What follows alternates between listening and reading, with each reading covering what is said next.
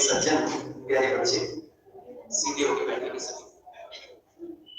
मेरे साथ मिलकर पवित्र गायत्री का उच्चारण करें, अपने अंतःकरण और उस वातावरण को पवित्र। ओम भूर्भुवस्वः तत्सवितुर्वरेण्यं भर्गो देवस्य धीमहि धियो यो न प्रचोदयात्। ओम पावकानं सरस्वती वाजीभिर्वाजनीवति यज्ञं वस्तुया।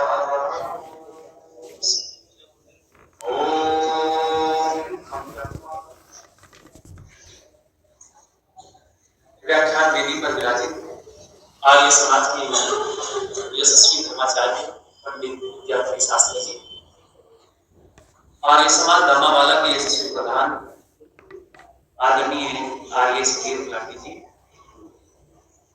और इस सभागार में आर्य समाज कोलागढ़ के यशस्वी प्रधान आदरणीय ज्ञानचंद गुप्ता जी, श्रद्धानंद बाल वनिता आश्रम के प्रतिष्ठाता धीरेन्द्र मोहन सचदेवा जी, आर्य समाज धर्मावाला के यशस्वी मंत्री नवीन भट्टाचार्य जी, कोषाध्यक्ष महोदय और इस सभागार में उपस्थित जिला प्रतिनिधि सभा की प्रधान माता सगेलता भट्टर जी, समक्ष उपस्थित सभी आदरणीय भद्र पुरुषों, पूजा सत्कार के योग्य वंदनीय पूजनीय मातृशक्ति प्यारे बच्चों, आज बहुत प्रसन्नता का ये विषय है कि हम सब एकत्रित होकर के ये संगति ग्रहण करें। सभी बच्चे ध्यानपूर्वक आज के इस पाठ को सुनेंगे, क्योंकि ये पाठ उस बालक से संबंधित है जो अपने जीवन का निर्माण चाहता है और जो चाहता है कि जिस आनंद के लिए सारी दुनिया दौड़ रही है, जिस सुख के लिए सारा संसार भाग रहा है, वो सुख मुझे कैसे प्राप्त हो, इसके लिए वो बालक प्रयासरत है, प्रयत्नशील है और भागदौड़ करता हुआ अपने आचार्य से बहुत सारी अपनी शंकाओं का समाधान करता है। तो इसी संबंध में इस कड़ी को आगे बढ़ाते हैं। ये कथा प्रारंभ करने से पूर्व आज मैं जब आ रहा था तो मैं विचार कर रहा था शायद मैं आर्य समाज धर्मावाला जाने में थोड़ा देरी हो गई, मुझसे मिला, लेकिन मैं फिर भी ठीक समय से पहुंच गया। ये मैं विचार इसलिए कर रहा था कि एक देहरादून में अंतरराष्ट्रीय उत्कर्ष समिति के सदस्य जो काफी संख्या में है और अपने पौराणिक जगत से और अन्य सब जगह से जुड़े हुए हैं एक साथ, लेकिन उनका विषय है भारत स्वाभिमान और उनका विषय है राष्ट्रीय चेतना का अभियान। तो राष्ट्रीय चेतना और उत्कर्ष अभियान से जुड़े हुए उन लोगों ने मुझे उस ऑनलाइन मीट में आमंत्रित किया। काफी संख्या में लोग उपस्थित थे और मैं देख रहा था कि इतने बड़े प्लेटफॉर्म पर ऑनलाइन माध्यम से कैसे लोग प्रातःकाल प्राणायाम कर रहे हैं, किस प्रकार से आसनों का अभ्यास कर रहे हैं, किस प्रकार से अपनी शारीरिक उन्नति में लगे हुए हैं और आत्मिक उन्नति में लगे हुए। तो देख करके बड़ी प्रसन्नता हुई। वहां पर व्याख्यान हुआ तो मैं सोच रहा था शायद आर्य समाज जाने में आज विलंब हो जाए, लेकिन फिर भी समय से मैं आपके बीच उपस्थित हुआ। आप सब लोग यहाँ एकत्रित हैं अपनी कथा को सुनने। बच्चों कहां तक पहुंच गए थे? आप सुन रहे थे कथा को कि नचिकेता जो बालक है वो उसने प्रथम बार अपने आचार्य से मांगा और वो आचार्य ने उसको देकर के बालक को संतुष्ट किया। पहला वर जब पूर्ण हुआ तो आचार्य ने कहा कि हे नचिकेता दूसरा वर मांगो। क्या बोला? हे नचिकेता अब दूसरा वर मांगो। अब जब नचिकेता को दूसरा वर मांगने की बात कही तो ये बालक नचिकेता यमाचार्य से कहता है कि हे आचार्य, मैंने स्वर्ग के बारे में सुना है, मैंने बहुत सारे लोगों से सुना है कि स्वर्ग कुछ होता है, और वो कह रहा है कि इसी स्वर्ग की कामना से मेरे जो पिता हैं वो एक यज्ञ रचा रहे, क्योंकि उनके पिता ने जो यज्ञ रचाया था, जो यज्ञ करके स्वर्ग की कामना लेकर के मन में यज्ञ किया था, और उस यज्ञ के माध्यम से वो स्वर्ग लोक को प्राप्त करना चाह रहे थे, स्वर्ग को प्राप्त। इसलिए नचिकेता के मन में ये सवाल था कि क्या इस यज्ञ में जलाई गई क्या इस यज्ञ के करने से स्वर्ग की प्राप्ति हो सकती है? यह प्रश्न नचिकेता के मन में बार बार आता है। तो उसने दूसरे सवाल के रूप में, दूसरे वरदान के रूप में उसने अपने आचार्य से कहा कि हे आचार्य, मैं आपसे जानना चाहता हूं कि ये स्वर्ग क्या होता है। और जब ये कहा कि स्वर्ग क्या होता है, आचार्य मैं आपसे जानना चाहता हूं, क्योंकि उसने अपने पिता को देखा था, वो कहते हैं कि क्या यज्ञ में अग्नि जलाने से स्वर्ग प्राप्त हो जाता? तो यमाचार्य बड़ी गजब की बात कहते हैं लोग। और यमाचार्य ने एक बात कही और ये कहा कि देखो, इस यज्ञ में अग्नि जलाने से खाली मात्र स्वर्ग प्राप्त नहीं होता। ये जो यज्ञ की अग्नि है, ये प्रतीक मात्र है उस अग्नि का। कौन सी का? जिसका जिक्र यमाचार्य करते हैं कि एक अग्नि तो ये है जो यज्ञ में जल रही है, और एक अग्नि वो है जो हमारे अंतःकरण में जल रही है। जब ये बात सुनी तो सुनने के बाद भी नचिकेता का उत्साह बढ़ा, और उत्साह बढ़ने के बाद अपने आचार्य से कहने लगा कि हे आचार्य, पर क्या इस यज्ञ में जो अग्नि जलाते हैं, इस अग्नि के जलाने से जब स्वर्ग नहीं मिलता, आप कहते हैं कि ये तो साधन मात्र है, ये प्रतीक मात्र है, तो वो कौन सी अग्नि है? अब याद रखना बंधुओं, इस अग्नि को जो जिसकी बात यमाचार्य करते हैं, ये अग्नि हृदय की अग्नि है, और ये अग्नि अंतःकरण में जले बिना स्वर्ग की प्राप्ति हो नहीं सकती।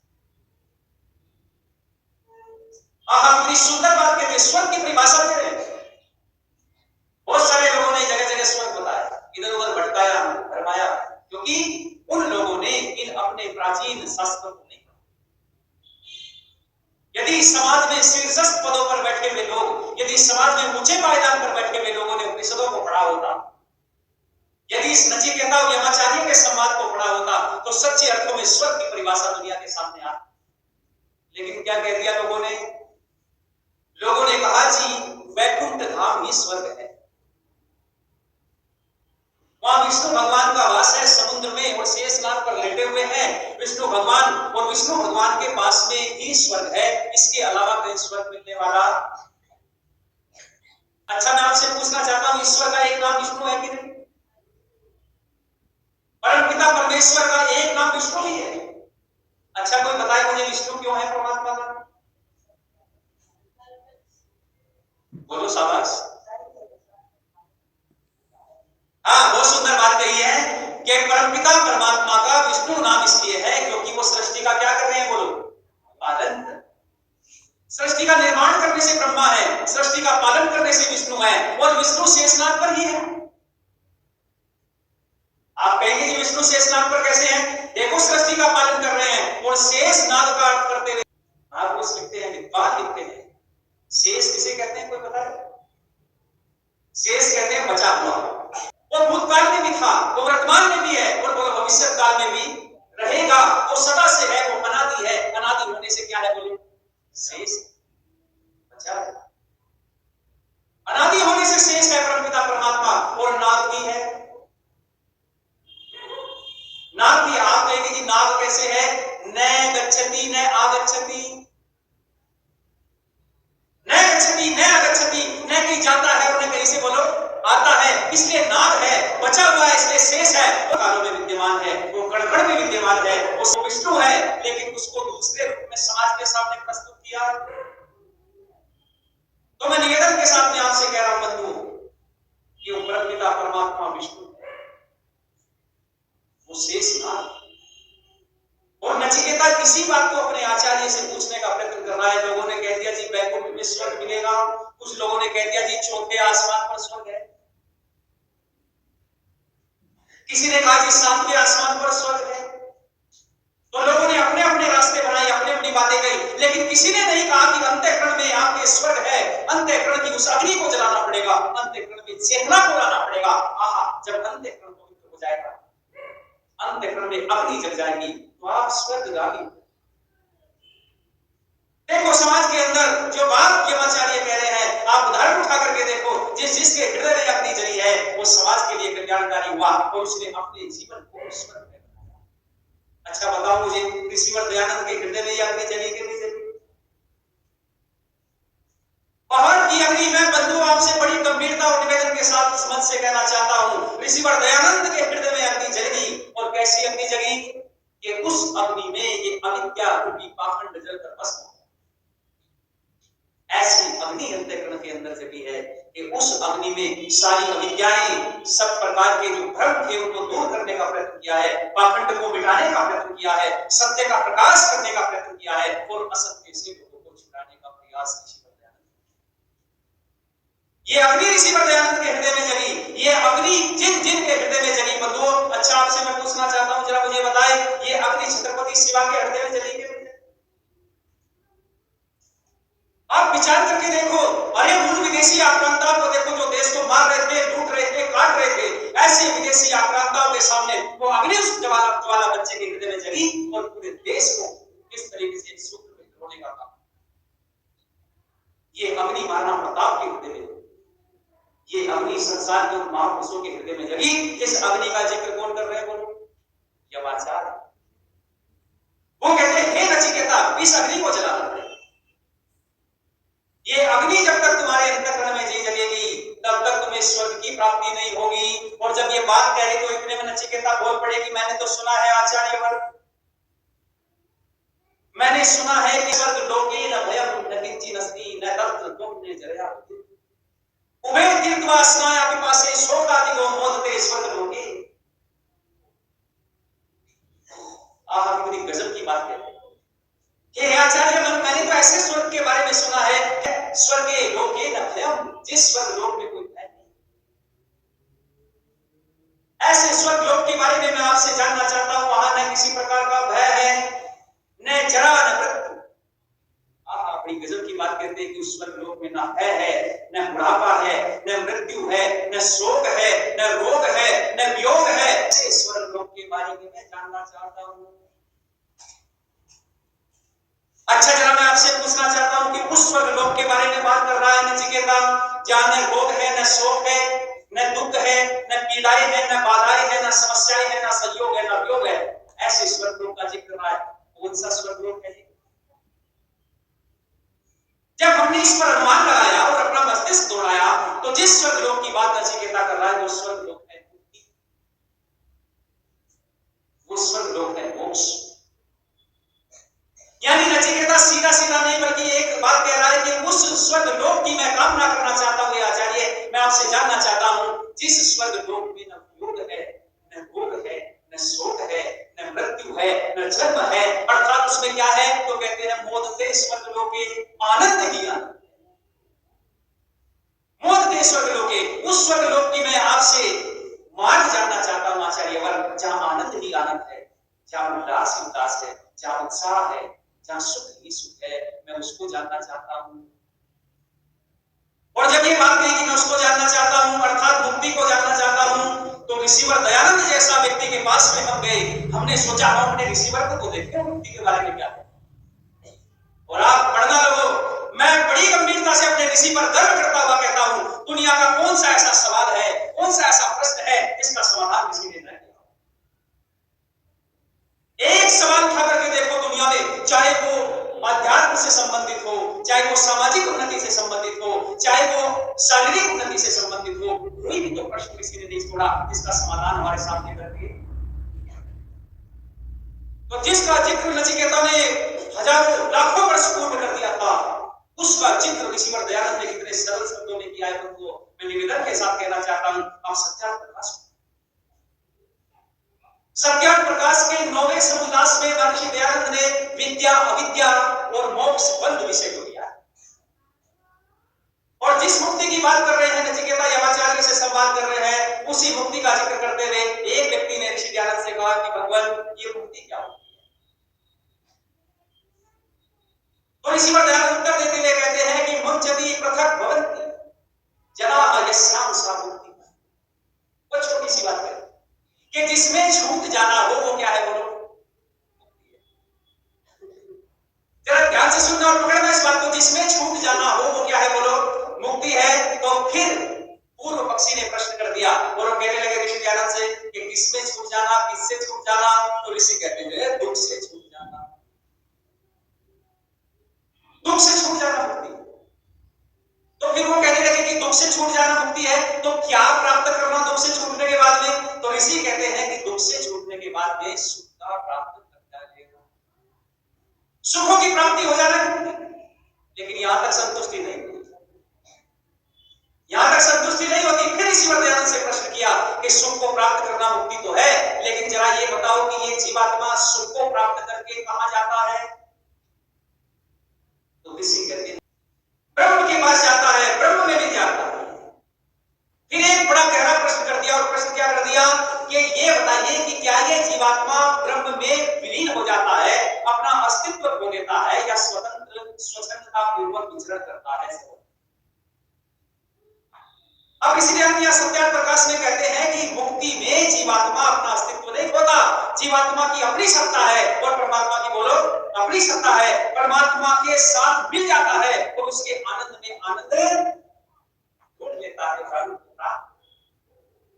दुनिया में सबसे पहली परिभाषा मुक्ति की ईश्वर दयानंद ने ऐसी दी है, इतने सरल शब्दों में कोई मुक्ति की परिभाषा नहीं दे सकता, लेकिन ये पूर्ण रूप से संतुष्ट नहीं हुआ।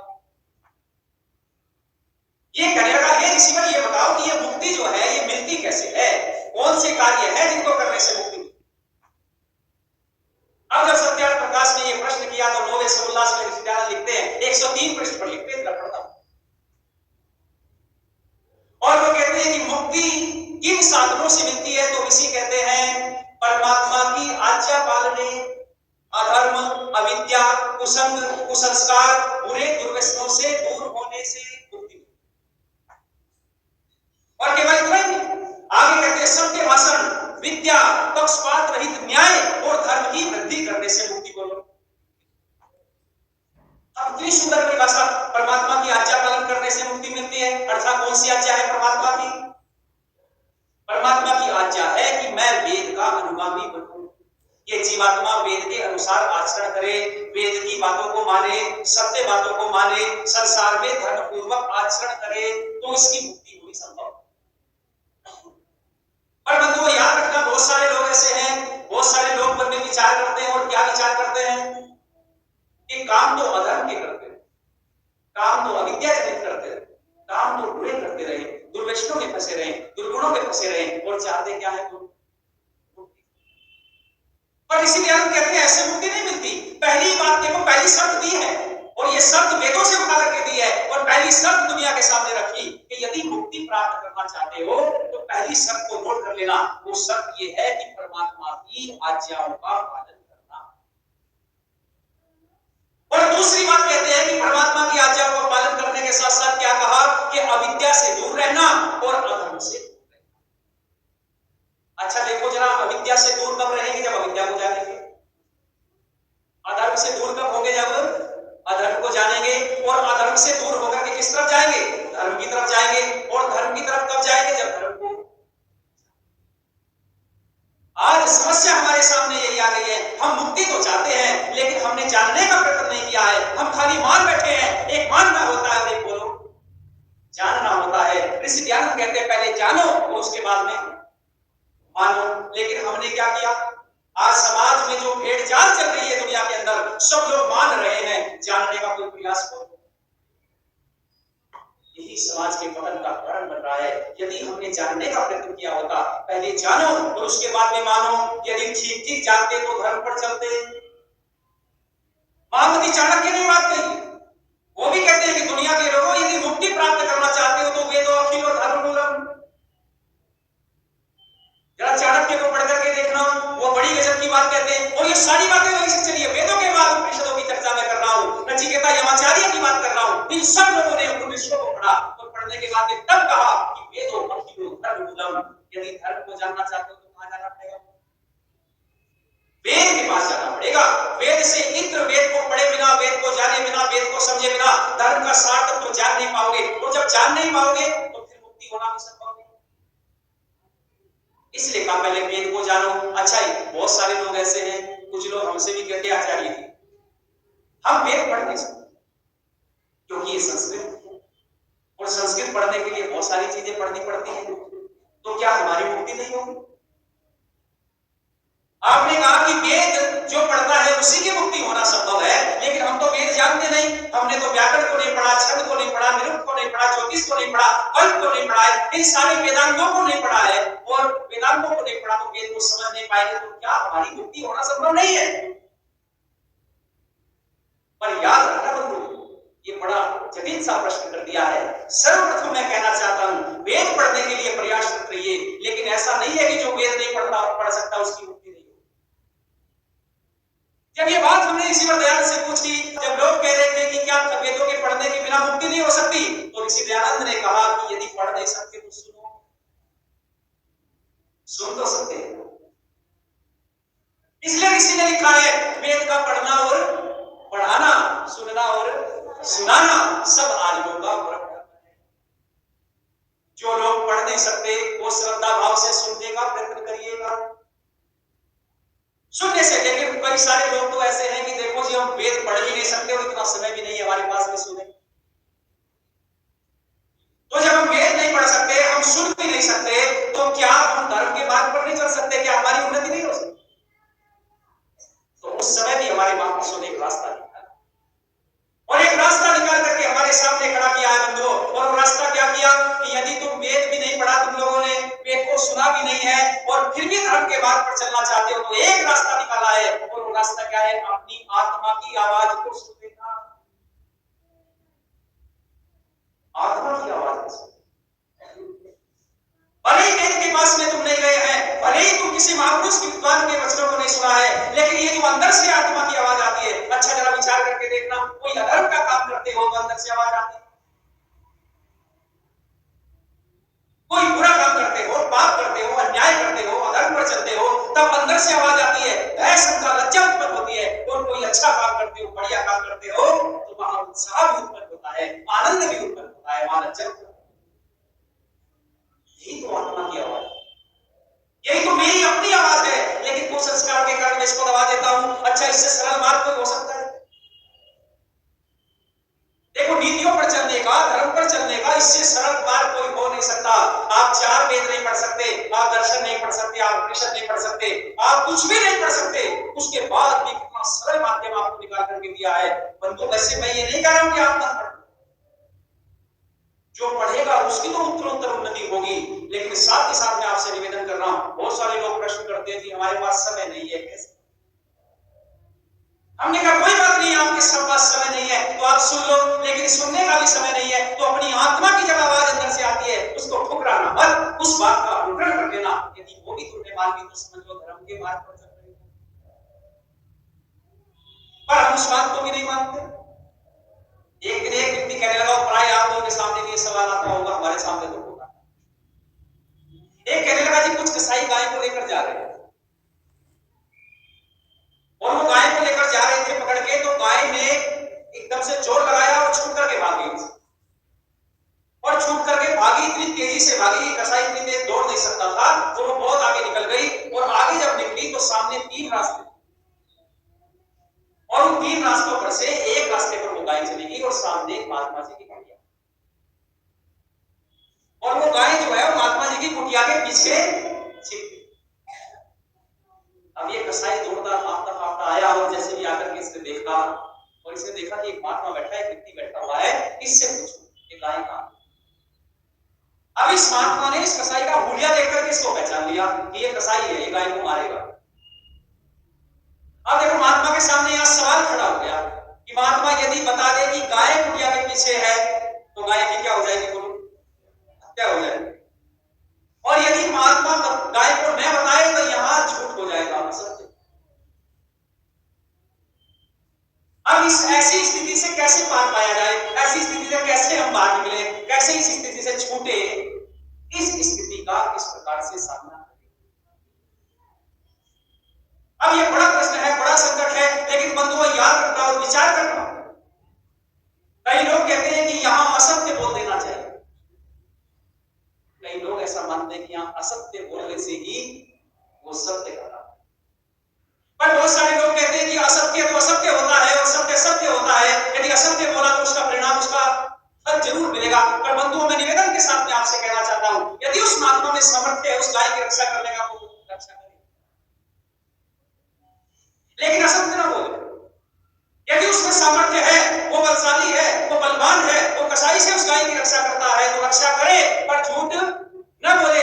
लेकिन फिर भी उसके पास में जब ये प्रश्न आया है तो उसके मन में उठने वाली, उसके आत्मा में उठने वाले विचारों को सुने। अच्छा उस समय आप विचार करके देखो आत्मा में कौन से प्रश्न उठेंगे। आप अपने आप को बिठा करके देखो, आत्मा की जगह आप बैठे, आपके मन में कौन सा सवाल सबसे पहले आएगा? आपके अंदर से अंतःकरण से एक प्रश्न उठेगा कि नहीं नहीं, मुझे इस गाय की क्या करनी है, रक्षा करनी है, इस गाय को बचाना है। याद रखना, आपने आपका धर्म, आपका कर्तव्य उस गाय को बचाना उस समय है। भले ही आपने वहां असत्य बोला है, लेकिन गाय की आपने क्या रक्षा कर दी? अपने लिए नहीं, अपने स्वयं के लिए आपने असत्य नहीं बोला है, बल्कि उस गाय की रक्षा के लिए आपने असत्य बोला है। यदि आपने उस समय असत्य भी बोल दिया तो याद रखना बंधुओं, उसका आपको इतना बड़ा परिणाम नहीं मिलेगा, लेकिन आपकी आत्मा ने आवाज उठी कि गाय की रक्षा हो जाएगी। आपके अंदर उत्साह पैदा हुआ, आनंद पैदा हुआ, उल्लास पैदा हुआ। यह अंतःकरण से उठने वाली आवाज है। इस आवाज को जानो। और मैं ये बात कह रहा हूं, दुनिया में एकमात्र व्यक्ति ऋषिवर दयानंद ऐसे हुए जिन्होंने इस बात को बड़ी दृढ़ता के साथ में सुस्पष्ट करने का प्रयत्न किया है। मैं आपसे पूछना चाहता हूं, क्या ऐसे महापुरुष संसार में नहीं हुए जिन्होंने असत्य बोला हो? आप महाभारत को ही उठा करके देखो, महाभारत में क्या कृष्ण ने झूठ नहीं बोला? क्या योगीराज कृष्ण ने झूठ नहीं बोला? बोला है, लेकिन झूठ बोलने के पश्चात भी ऋषिवर दयानंद ने किस शब्द से संबोधित किया? जरा जोर से बोल दो। आप पुरुष कहा है कृष्ण। और आप पुरुष का मतलब है जिसने अपने पूरे जीवन में कभी अधर्म का आचरण न किया हो, जिसने अपने पूरे जीवन में कभी किसी प्रकार से अपने स्वार्थ के लिए, अपने लोभ के लिए, अपने लालच के लिए किसी को पीड़ा दी हो। ऐसा व्यक्ति जिसने जन्म पर्यंत सुख कर्म किए हो, अच्छे कर्म किए हो, धर्म का साथ दिया हो, ऐसा व्यक्ति आप पुरुष होता है। तो योगीराज कृष्ण के बारे में कह रहे कि आप पुरुष है। आप कहेंगे कि झूठ कहां बोला? अच्छा मुझे बताओ जरा, मैं बहुत विनम्रता पूर्वक आपसे पूछना चाहता हूं, द्रोणाचार्य का वध कैसे हुआ था?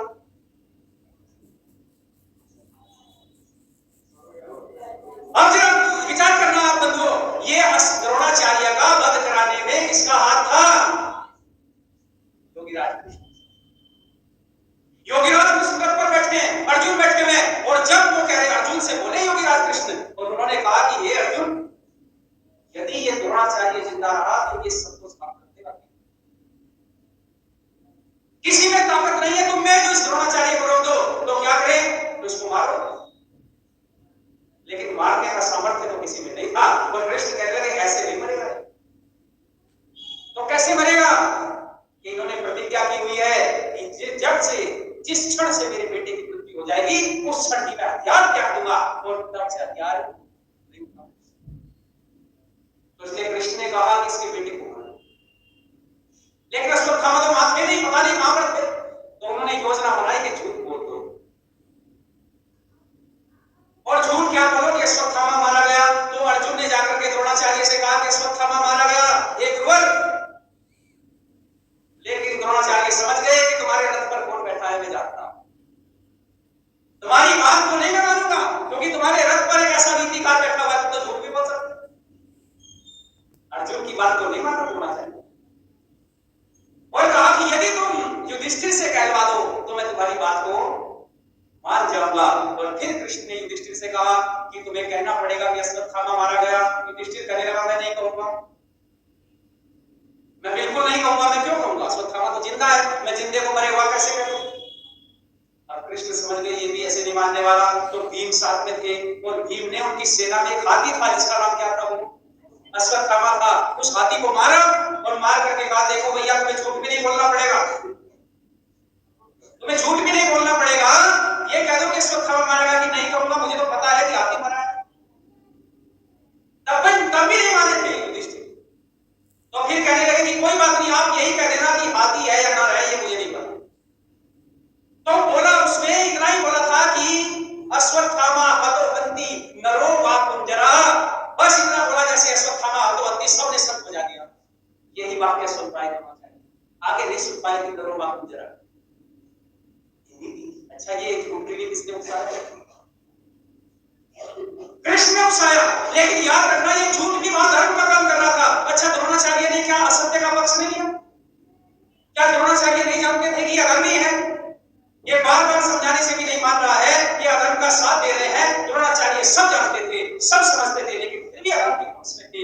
इसलिए द्रोणाचार्य ने गलत कार्य किया, अधर्म का साथ दिया है, इसलिए कृष्ण को झूठ बोलना तो ऐसी विपरीत स्थिति में बंधुओं, मैं निवेदन के साथ मैं आपसे कहना चाहता हूं, और यही कारण बना कि हमने कृष्ण की नीतियों को जाना है,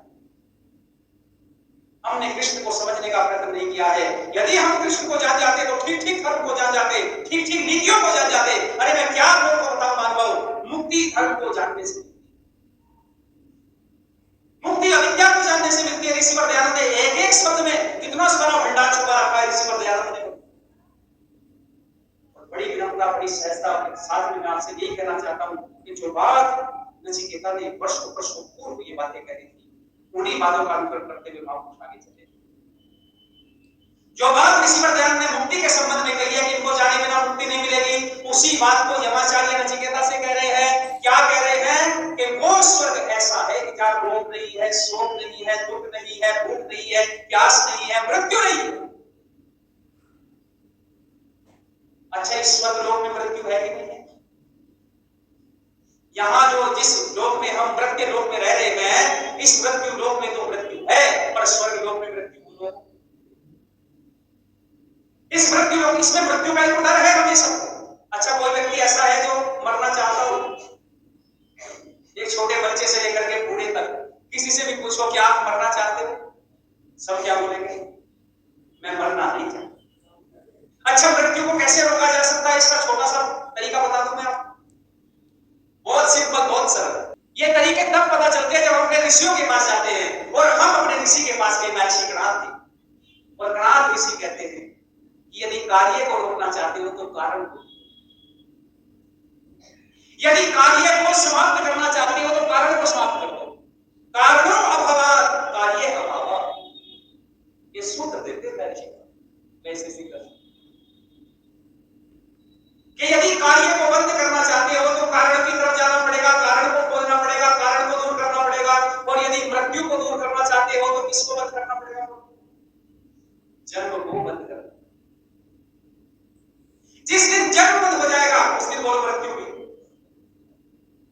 और ये जन्म होता है हमारे सकाम कर्म से। जिस दिन सकाम कर्म करने बंद कर दोगे, निष्कामता कर्म होने आ जाएगी। निष्कामता आने से धीरे धीरे जन्म बंद हो जाएगा, और जन्म बंद हो जाने से बोलो मृत्यु भी बंद हो जाएगी, और दुख बंद हो जाएंगे। तो क्या मिलेगा? चिरकाल स्थायी आनंद मिलेगा, जिस सुख की कामना करो। तो इस मृत्यु को रोकना और सुख को प्राप्त करना, ये कहा है दूसरे वरदान के अंदर। और इस दूसरे वरदान में नचिकेता बड़ी गहरी बात कहते हैं आगे, और बड़ी सुंदर चर्चा इसमें आगे चलेगी। आज समय बहुत तेज गति से बढ़ गया है, पता भी नहीं चला समय का बंधुओं। इसलिए दूसरा वरदान जो नचिकेता ने मांगा है कि ऐसे स्वर्ग में मैं जाना चाहता हूं। और देखो नचिकेता क्या बात कहते हैं कि आचार्यवर, इस स्वर्ग का रास्ता केवल आप जानते हैं, इसलिए मैं आपसे पूछ रहा हूं। और मैं ऐसे वैसे नहीं पूछ रहा हूं टाइम पास के लिए। कुछ लोग पूछते हैं ना टाइम पास करते, कुछ लोग हमसे भी कहते हैं कि आचार्य जी संध्या क्या होती है। हमने कहा इसलिए पूछ रहे हो? कैसे पूछ रहा हूं जानकर।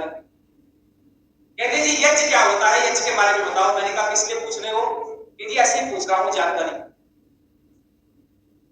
होते हैं ना बहुत सारे लोग, बहुत सारी शंकाएं करते हैं, इसलिए उसको जीवन में धारण नहीं करते, लेकिन पूछ रहे हैं टाइम पास के लिए। बहुत सारे लोग कहते भी हैं जब मिलते हैं कि नाइस टू मीट यू, आपसे मिलकर अच्छा लगा, लेकिन जो आपसे सुना है उसको अनुकरण नहीं करूंगा, उसको जीवन में धारण नहीं करूंगा, उसको समझूंगा नहीं, जानूंगा। तो नचिकेता कह रहे हैं आचार्य मैं टाइम पास नहीं कर रहा हूं, बल्कि मैं जिज्ञासावश पूछ रहा हूं, उत्सुकतावश पूछ रहा हूं। और मेरी धारणा है, मेरी इच्छा है कि मैं स्वर्ग को जानूं। और आपके बिना कोई बता नहीं सकता आचार्य, मुझे उस स्वर्ग का रास्ता बता दो, मार्ग बता दो, वो कैसे मिलेगा, किस प्रकार मिलेगा। और कितना सुंदर वर्णन आगे करते हैं। हम इसी वरदान को थोड़ा सा आगे बढ़ाएंगे और फिर तीसरे वर्ग पर चर्चा करेंगे। बहुत सुंदर चर्चा आगामी कार्यक्रम में आपके बीच में रहेगी। तो आपने दर्शक होकर सुना है कि आप किस तरीके से धर्म के मार्ग पर चलकर, अधर्म से बचकर, अविद्या से बचकर, दुर्व्यसनों से बचकर इस प्रकार हम अपने जीवन को स्वर्ग में बना सकते हैं। ये नचिकेता और यमाचार्य का संवाद बहुत महत्वपूर्ण है। ये चर्चा आपने सुनी है नचिक होकर। सबका बहुत बहुत आभार, बहुत बहुत धन्यवाद। आगामी चर्चा को आगे बढ़ाएंगे।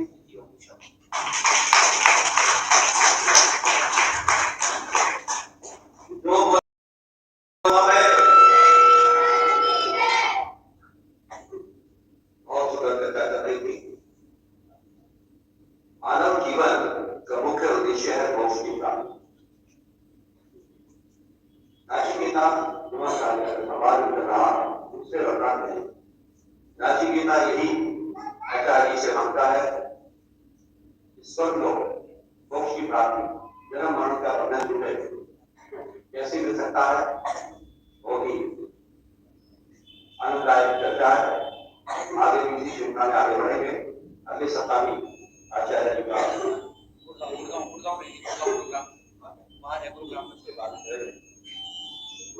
आचार्य का भी आशीर्वाद और सहयोग मिलता रहेगा। इसी आचार्य का